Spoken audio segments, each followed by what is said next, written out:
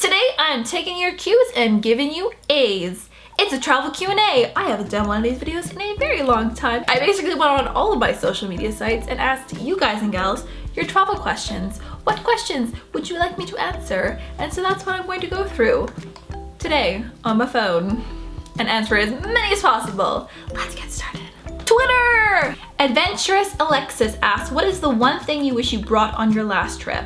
Waterproof pants. That was my Patagonia trip, and I wish I brought waterproof hiking pants. I just brought like jeans and I brought like under long johns, but I didn't bring any waterproof pants. And I actually ended up buying a pair when we were in Porto Natalis, which is kind of like the little town right before you get into Torres del Paine National Park. So that was an inconvenience because I probably paid far more for those pants than I would have if I just bought it at home before I went. So waterproof pants. Charles McCool asks, some convenient ways to wash clothes, helpful for long-term travel and packing light. Yes, you are going to be washing clothes when you travel. Realistically, you should only ever have about a week and a half's worth of clothes in your luggage at one time, and then you will be doing laundry. Convenient ways to wash clothes is carry around little to-go packages of laundry detergent. I always carry powder laundry detergent instead of liquid laundry detergent because liquid is just like too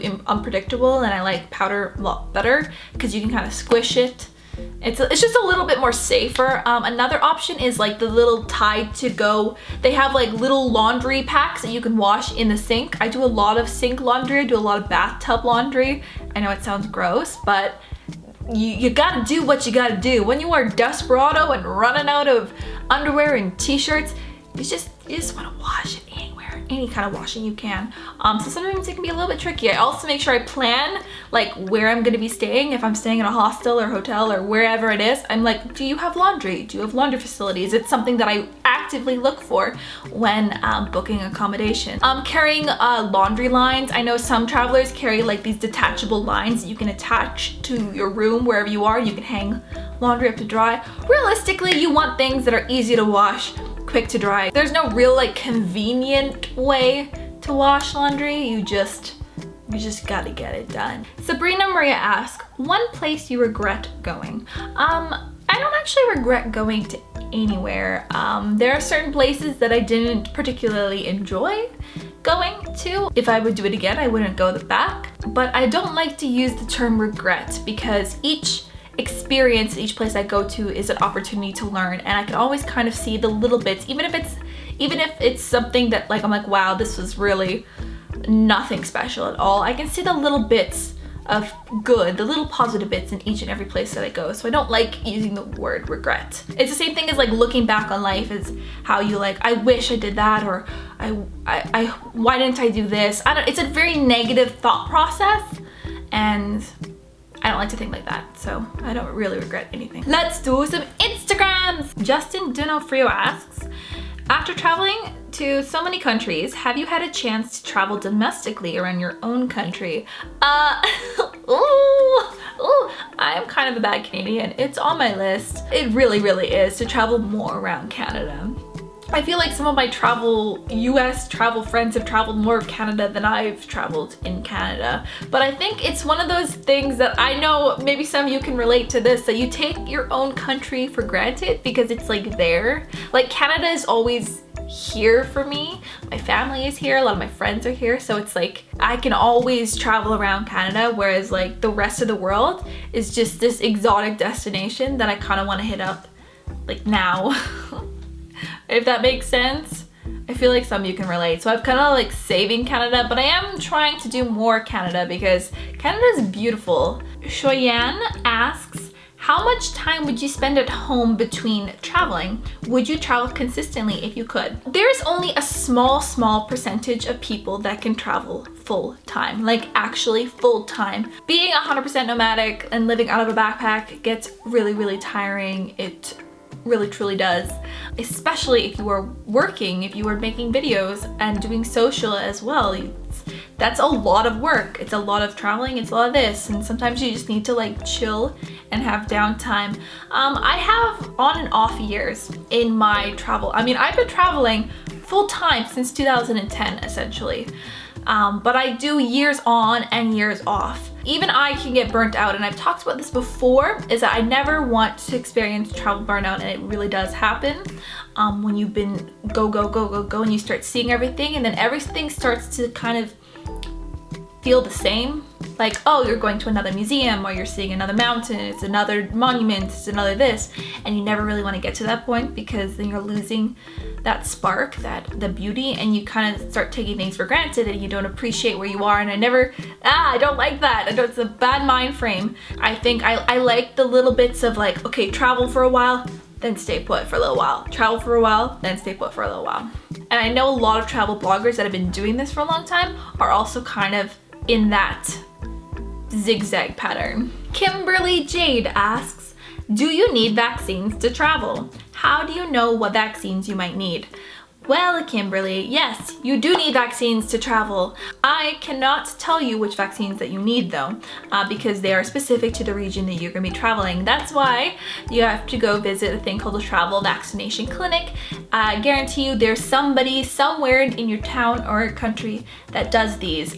There are certain standard vaccinations that you get when you first start traveling. So if you've never traveled before at all, you probably don't have any of these vaccines. So you need to get a bunch of shots. They're not fun, they're not an enjoyable experience, and they are expensive, but once you've kind of got some of them, you're like set, you're good. And then you gotta do like little top-ups depending on if you go to a different region. Basically, mosquitoes are the worst things ever. Tony Harland asks, how did you begin traveling alone, and what gave you the confidence to do this? Honestly, my first trip traveling alone took me so long to like gather the confidence to do it, to book a ticket, to be like, oh my gosh, I'm going to this country by myself, because nobody else wanted to go with me. I could not find someone else to go with me. That first step, booking your tickets, packing your stuff, making it on the plane, getting off in the country, getting to where you are staying, and I highly recommend staying at a hostel. As soon as you're at the hostel, after like a day, go to an event and just sit in the common area and start introducing yourself to people. Once you get to that point, everything else is like the best thing ever. You're like, oh my gosh, this is so great. Why was I ever worried about it? It honestly truly is that first step, the booking the tickets, sticking through with the ticket plan, getting on the plane, arriving to the destination, and then just starting the initial conversation of meeting and making friends. Keely Jolie asks, do you ever get anxiety from long flights? If so, how do you cure that? And what do you do to prevent that anxious feeling? I don't. I think it more so comes down to the root of why you're being anxious and why you're getting anxiety from flying. What is it that's giving you that anxious feeling? Is it just the fact that you're going to be in a confined space, or you're going to be up in the air, or is it the feeling, the fact that you were leaving your country and you were leaving your home and you were going somewhere new and different? So if it's that, then that's not the flight you're afraid of. That's just the new destination. That's where you're going traveling. That's a totally different thing. I mean, I'm no like therapist or anything, but try to figure out what exactly it is that you're feeling anxious about on this long haul flight, and maybe that'll kind of help you a bit more. Let's move on to Facebook. So this one's from Facebook. It's from Marie Tailman. Do I know any other languages? No, this is where I'm an awful traveler. I learned the basics of any place that I go to. Hi, hello, thank you, how much, where's the toilets, etc. everywhere that I go, but I don't really learn any of the languages. Language is something I kind of struggle with. I'm not particularly good at, but it's something I want to improve. I did study French when I was in university. Everybody in Canada has to kind of study French, so I know some of that. And I've been practicing Spanish, but I'm really not good at it, so yeah. Let's go to Snapchat! Alright, so I'm gonna try to do this, but I don't know how to record my Snapchats, so bear with me. What is your number one tip for avoiding jet lag? Sleep. I mean, really, sleep as you can, as much as you can. Jet lag is probably gonna happen regardless of what you do. Eat healthy. Just eat healthy. That just helps with everything. Hi Nadine, do you prefer hot countries or cold countries? And what's the best country of each? Very easy for me. I am a hot weather person. I love hot weather. 100% over cold weather. I way rather be like sweating and super hot than cold anytime. Which ones I prefer? Well, if I had to pick a cold country, I would definitely pick Switzerland. It is freaking amazing. It's one of my favorite countries ever, and it's just so beautiful. If I had to pick a hot country, oh, that's a tough one. That's such a tough one. I haven't really been to a lot of hot countries, believe it or not. Come back to me. I'm gonna get back to you on this one about hot countries. Nadine, my name's Linnea, also a fellow traveler. My question is, are you coming to Scandinavia? Sweden in particular? Because if you do, come to Malmö. I'll meet you there. Thank you so much for your invitation. Oh my goodness. Wow. I have been to Scandinavia. It was a long time ago. It was in 2012. I've been to Gothenburg and I've been to Stockholm. I've been to Stockholm, but I just went there briefly. It was through a Kentucky tour that I did. I really want to go travel more Scandinavia. It looks absolutely amazing. So if I do, I'll let you know. Hey Nadine, so you can see maybe that I'm on my bike. Do you have any tips for equipment with which to take your bike places? Hi Nadine, here's a question. So what's the longest road trip you've ever been on? What are some tips that you have about really long road trips? Because I don't know if you can tell what this book is, but it's like the Alaska Highway book. Yeah. Okay, so that was definitely a two-part question. First part, I've never taken a bike anywhere traveling with me, so I don't really know what to do on that front. My longest road trip I've ever taken, I'm guessing a tour trip doesn't count. They would have to be specifically like in a vehicle. I think maybe like a week or two. I haven't really done any big road trips. There's definitely one planned though at the end of this year that I'm super excited about. There are koala bears and probably some of you peeps are there. It's still in the works, but that's right, end of this year. So that's probably gonna be my longest road trip once that happens. But usually my road trips are like a day, a couple days, a week max. Hi Nadine, we met at Puffer Festival. So yeah, when are you coming to Amsterdam again? Bye! Oh my god, that was amazing! I don't know. I need to do a big Europe trip again. I know I'm gonna be in Germany later this year, and I'm probably gonna be in London later this year, but I'm not sure about Amsterdam. Nadine, I'm Sarah from Switzerland, and I'd like to ask what your next destination would be. Sorry, I get really excited when, oh wow, that's really exciting. Actually, my next destination is just in BC. I'm doing a little bit of travel around BC.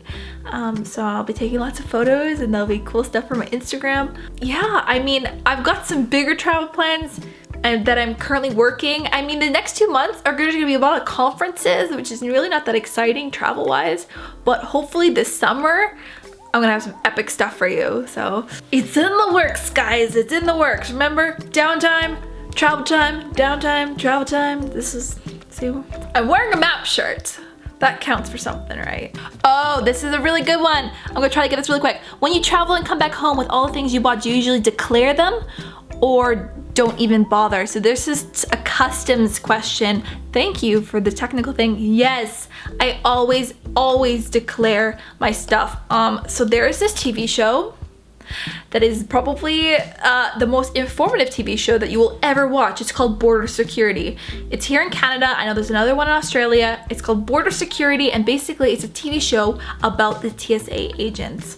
And they really just declare your fruits, declare your vegetables, declare your stuff. Because as long as you declare it, then it's up to them if you can bring it in or not. So even if you're unsure, I always declare, because I do not want to get fined and I do not want to get in trouble with the border for customs. It's just not worth it, especially if you're a frequent traveler. So there you go. Thank you so much for watching. I hope you've enjoyed my Q&A and I hope you've learned lots and I've answered your questions. If I haven't though, don't worry, because if you just so happen to be going to VidCon in June in LA this year, I'm gonna be there and I'm hosting a community panel Q&A. That's right, it's gonna be all your travel questions answered live at VidCon. So if you are going to VidCon this year, if you're gonna be there, come to my Q&A panel and I'll answer even more of your questions if I didn't get to them here, and also meet up with you guys. So yes, all right, thank you so much for watching, and I will see you guys and gals later. Happy travels, bye!